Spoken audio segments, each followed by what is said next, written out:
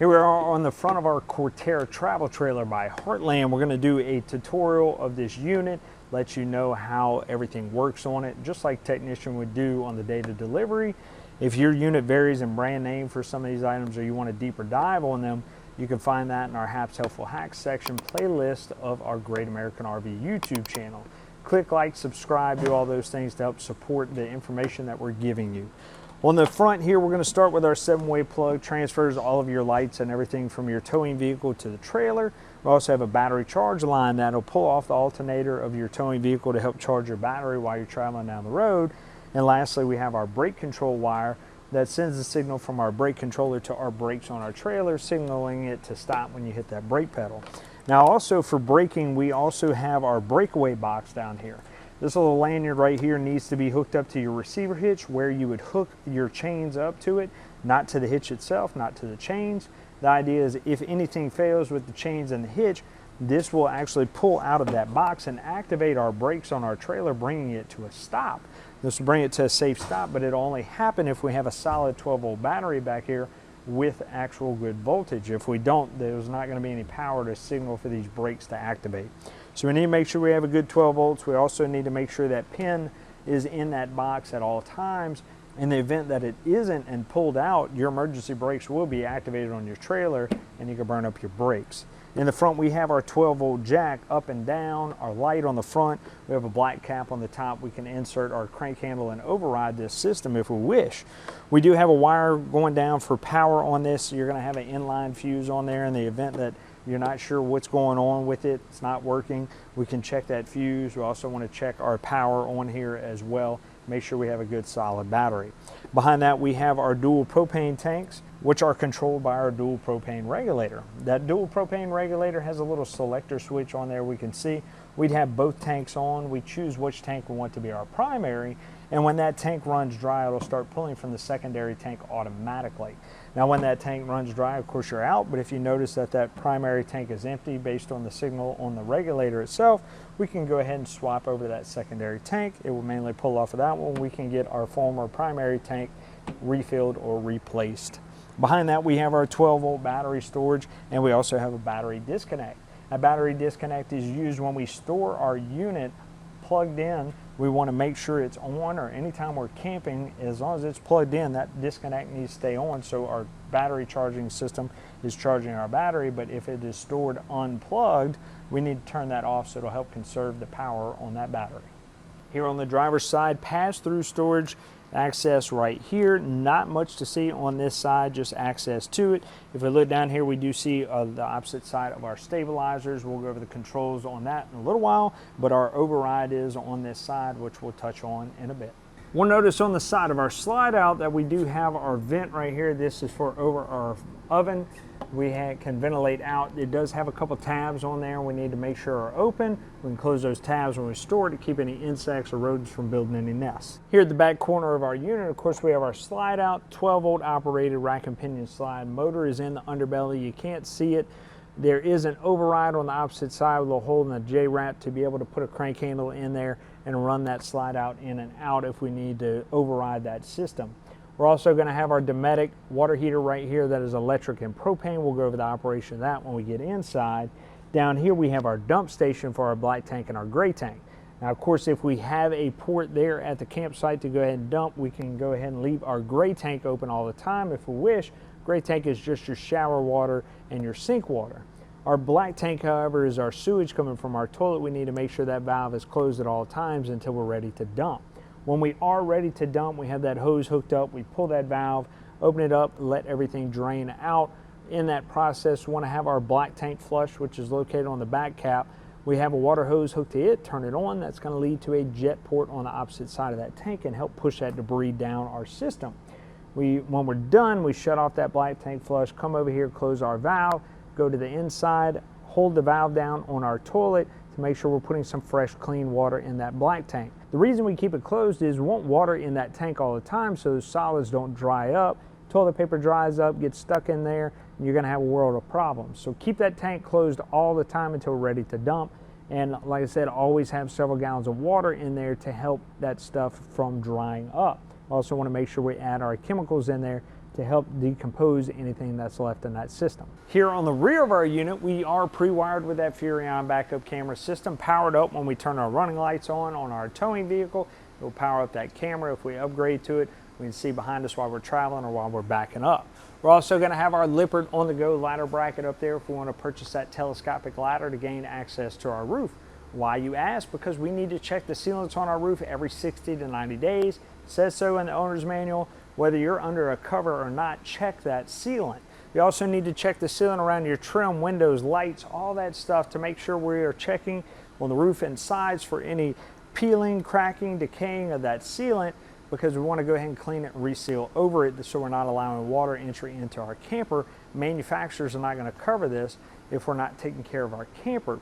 So once again, in your owner's manual, every 60 to 90 days, check that sealant. You also need to go ahead and clean your roof about twice a year. It's also a good idea after trips to check that rubber. Make sure no low-lying tree limbs poked any holes in your rubber as well. We have our quick connect port right here. We can go ahead and hook that coiled hose up right there. Have a spray port. We have our satellite and cable hookup that will lead to the interior of our unit. Our city water connection, if we have a hose connection at the campsite, go ahead and run it over here, turn it on. That'll allow us to have water at our fixtures. And then we have our black tank flush that we talked about in our dump station over there. We hook our water hose here to help flush that tank. We have our 30 amp twist lock connection. We put it in, turn it to the right, lock it in. We have that little retainer ring we want to go ahead and tighten up on there, keep the kids from accidentally pulling that thing out, tripping over cords, so on and so forth. We always want to plug that in first right here, then plug it into our shore power so we're not causing any arcing on this plug. Also want to make sure our AC system is off so we're not causing any surges to that appliance. Over here we'll see the exhaust for our Suburban furnace. We'll go over the operation of that with our thermostat on the inside. Our bumpers have plastic caps on it on each side. We can go ahead and remove that cap, store our sewer hose in there if we wish. On our passenger side, we have more access to our pass-through bay. We have our solar charge controller right here. Solar power on the roof will help charge that battery system. Even if you're not plugged in or you are plugged in, that solar will kick in and help change that solar voltage into charging voltage for your battery. You can control what type of battery you have set up in that system through that display right there. We also have our Lippert tire link system if we wanted to upgrade by the sensors for our tires and the monitor in here. The wiring is already ran for the power for that system so we can monitor our tires. We have our solar disconnect right next to it. That solar disconnect is going to be completely different from our battery disconnect. If we don't want our solar on, we turn that off. If we turn off our battery disconnect when we store our unit unplugged, still leave that solar on, it'll still charge that battery. Down here we have our stabilizer jacks, extend and retract, push of a button, 12 volt powered, and I say stabilizers because they are meant to reduce the amount of movement that you feel in your unit, not level it. So in order to level your unit, you'll purchase those stacker blocks, put them under your tires to be able to level it from left to right as you're backing up into your site. Now then you use your tongue jack to level it from front to back. Then we go ahead and extend these stabilizers down in the front and the rear, have them put down on the ground, put a little bit of pressure on them, and that's it. We don't want to try to lift the camper with them. You will bend and break these jacks. Now there is an override on them in the event that the motor goes out. It's on the other side we mentioned. You get that crank handle, put it in there. Then you can manually run that stabilizer system back up if need be. Our awning is mainly a sunshade, not really intended for rain, but it can withstand a little bit. We may have some dew condensation from our AC up there, so on and so forth. But during storms, we want to go ahead and bring it in. During high winds, bring it in. You're leaving your unit for an extended period of time, bring it in so you don't come back with a catastrophe and an insurance claim. When we do put it out, we want to make sure we lean it to the front or the rear, this side being the rear. Both awning arms are the same. You would loosen this knob right here and go ahead and just pull down on your awning arm, tighten this up, and then we have now leaned our awning over. When we're ready to store it, we need to make sure that both of these knobs are loose on both sides to run that awning in. 12 volt power, just like our awning lights. We'll show you where the fuse panel is that powers it up. Under our awning, we're going to see our fresh tank connection right here. We pull that cap off, put a water hose in there, and fill our fresh tank. Our fresh tank is an onboard water storage that we take that water with us wherever we go, use it while we are traveling or at a campsite that doesn't have a water connection. We'll turn on our 12 volt water pump and supply water from that tank to our fixtures. There is a white pool valve under there. We go ahead and open up to drain that system if we wish. We don't want to leave that water in there for a long period of time. It'll become stagnant. It also adds extra weight to your camper. So if you don't need it, drain it out, right?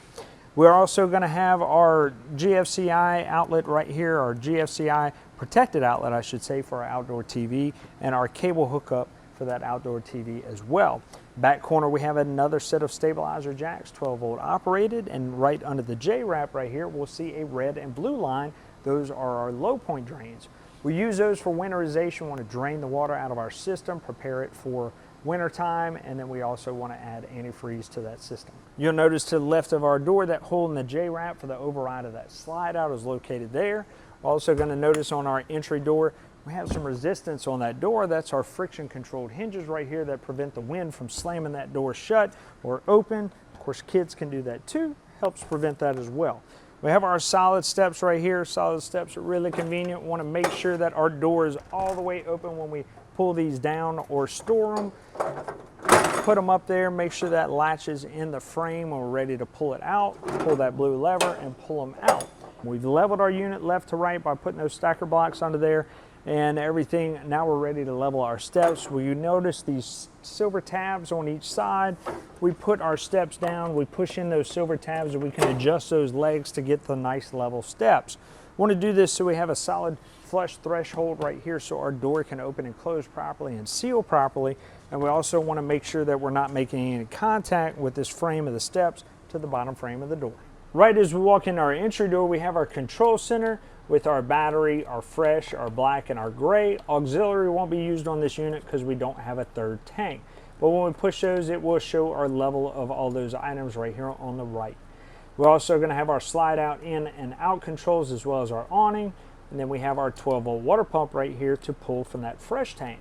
Now that only needs to be used whenever we don't have a city water connection, otherwise keep it off. We also want to understand that it is an on-demand pump. Whenever our fixtures are on, we're going to hear that pump vibrating and supplying water to those fixtures. Whenever we shut that system off, you're going to hear that pump shut off within a few seconds. If you continuously hear that pump running, you're sure all of your fixtures are off. You want to come over here and check, make sure your fresh tank isn't empty. And if so, we want to shut that pump off. If it is good and you're sure all your fixtures are off, we want to check for a leak, so best to turn that pump off and investigate. Our LP gas option right here for the water heater, we kick that on, make sure our propane's on, and it will light and operate the heat for that tank. We notice this DSI fault light right here, that is for that LP gas for the water heater. If that system doesn't light after a few tries, that light will come on. Then we can go ahead and investigate why that isn't happening. We do have video on Hap's Helpful Hacks for our Dometic water heater. Our electric water heater, kick that on. That's going to supply 110 electric to the heating element and heat that water. We can have both of them on at the same time if we wish. It'll heat that water a little bit faster. And we also want to make sure we always have water in those tanks before we activate either one. We have our cabin lights, our cap lights, as well as our awning lights on the outside. Our control down here at the bottom for our interior lights, which does have a dimmer switch on it as well. Down here at the bottom, we do have that COLP detector that's going to notify us of any cautious gases. Little green light indicates that it is powered up. It's a 12-volt powered item wired into our battery system. We need to check that audible alarm and make sure that system is working before we go camping. We also have an expiration date either stamped on the front or the back of it. We need to notify ourselves when we need to change that out once it's expired. We're also going to have smoke detectors in our unit powered by a 9-volt battery. Make sure we're checking that as well as the audible alarm on there as well. Not much to go over in our front bedroom area. We do have a vent up front, storage under our bed, and that's pretty much it. Your dinette booth can drop down into a bed by removing the 2 posts below the table. Then we can put the table on those bumpers, put our cushions over it for more sleeping space. You'll notice your TV is on a 12-volt lift. We hit that button right there and we can run that lift up and down. Now you are going to have your 12-volt boost for your antenna. That has a little red light on it. That red light is going to let you know when that antenna boost is on. That's to go ahead and pick up more channels in the area that you're at whenever you want to go ahead and scan for antenna channels. When you're scanning for cable channels, however, you want that antenna boost off so it doesn't scramble the channels from the campground. Also in our unit, we're going to have our Wi-Fi upgradable option from WineGuard. If we want to add that router in there, we can have 4G LTE Wi-Fi with us wherever we go. If we decide we want to upgrade and subscribe to that option. To the right of our dinette booth, we have our 110 breakers right here for our 110 components, as well as our 12-volt components right here to the right. Everything is labeled, so we can come to here for any diagnostics to make sure that we have power to those components. In our kitchen area, we have our 12-volt refrigerator with control knob in the freezer and a controller in the fridge down at the bottom from cold to colder, on and off. We also have our travel latch to keep those doors closed while we are traveling. Now, important thing about our fridge is whenever we shut that unit off, when we're storing it, our freezer is going to defrost and our fridge is going to stop cooling. We'll generally end up with some condensation. Our defrost will turn into water. We need to go ahead and get all that water out of there, air everything out, wipe it down, make sure we don't have anything left in there, because that will of course increase opportunity for mold and mildew, and that water can leak out, damage our wood components around our fridge. Manufacturers aren't going to cover that kind of repair, so make sure we're maintaining it properly. Here we have our 110 microwave, our hood range vent. We talked about the vent outside. We need to make sure that's open for that air to actually ventilate out. We have our 3-burner cooktop with a glass cover for more counter space. This is also how it needs to be when we travel. Go ahead and flip that up when we're ready for use. We have our propane on, find that designated knob, turn it to light, and we crank it up. Then we go to high to low, whatever we want to be able to cook. Now, important thing about our propane is we can end up with air in our system. This generally happens because we've stored our unit, our propane tanks were off. Perfectly normal situation, right? When you turn your propane on, you're going to end up with air in your system. Or if you ran out of propane, you swapped out your tanks, you'll end up with air in your system. Simple way to fix it: turn your propane on whenever you're ready to go camping. Come over here, light that stove. Before you go operate things like your furnace or your water heater to help prevent those things from going into a fault due to air in the lines. Now, that'll only have to happen that one time after you've turned your propane on. Then after that, you're fine or good to go until you store it or you run out of gas again. You might have to bleed it out again. Down here we have our oven. We turn it to pilot on. We go ahead and hit that igniter. That'll light our pilot. We hold that knob down until another 20 seconds or so. Then that pilot should be good and lit and warm. On the thermocouple, we turn it to our temperature. It lights up the rail and we're ready to cook. Just outside of our bathroom, we have our Coleman Mach digital thermostat right there for our AC and heat. And then we're also going to have our GFCI right there. We'll go over the operation of those two components now. All right, this is our thermostat for our AC system. When we click that button once, it'll give us the option for mode. Our first mode is cool. We hit that button again, and then we can choose between high or low auto or high and low all the time. So high and low all the time will keep that fan running constantly, even though that compressor is not on. Auto will shut that fan off whenever our compressor is turned off. Once we go ahead and initiate those two items, our AC will kick on and we can choose our desired temperature by turning that knob right there. And the larger number on that screen is going to be our room temperature. So here we're set at 63 and our actual temperature is 83. Cool on is going to show you that that system is initiating and that system will kick on. Our next option on there, if we hit that button twice again, is heat. When we go ahead and click it right there, it will bring on the heat, show our room temperature as well as our set to temperature. Our heat is only going to come out of the lower areas. It's not going to come out of that rooftop AC. If you have air blowing out of that rooftop area, then we want to make sure that we don't have the fan on high or low on that cool option. So we would go back to our cool and we would check right here and make sure it's on auto. Our last option on here is cool and heat. In this case, we can go ahead and do the same thing, choose our fan options, just have a set temp in between the furnace and the AC. It will keep that temperature set at that 72-degree mark. Now, in order to turn that system completely off, click it twice again and we can go to off. Here's your sealing assembly for your AC. We have two filters right here. We hold these two tabs down, we can remove it and clean those filters out so we're not restricting air to our AC. These vents right here are quick dump vents. If we leave them open, it'll help cool the area off a little bit quicker. If we close them, the air will actually circulate out of our ceiling ducts and our roof line. Our GFCI outlet right here is going to control all those outlets in wet locations in our kitchen, outside, anywhere where you see a label saying GFCI protected. In the event that these outlets are overloaded with too many skillets, coffee makers, or anything of that nature, this system will trip. And also if those outlets get wet, this system will trip too. So this is where basically it's like a breaker on here. You have two buttons, your reset button, your test button. If we hit that test button, it's going to initiate like that system is tripped and it's going to kill all those outlets. In the event that happens and your system trips, we come over here, we hit that reset button, we'll see that green light pop back on, and you're good to go. If it immediately trips again, then we want to go remove some of those appliances we have on there, or make sure that none of those outlets are wet. Our bathroom is pretty cut and dry. Of course, we have our shower with our hot and cold. It has a little on-off knob on the shower head. Let's go ahead and turn that water off in the middle of a shower to help reduce the amount of water we're using out of our fresh tank or the amount of water we're putting in our gray tank. We would do that if we don't have a dump station at the site or a water hookup. We're dry camping. Just an easy way to go ahead and do that in between showering and lathering up, rinsing off. That way we don't have to find that sweet spot on the hot water again. If you don't want to use it, you don't have to. If you have your hookups at the campsite, you won't need to. Our toilet, that's where everything is going into our black tank. We're putting number 1, number 2, liquids and solids, right? Liquids, hit that pedal right there, flush it down the drain, no problem. Solids, however, we need to fill that bowl about half to 3/4 of the way. We can do that by barely depressing that pedal right there, filling this bowl up with water without that valve being open.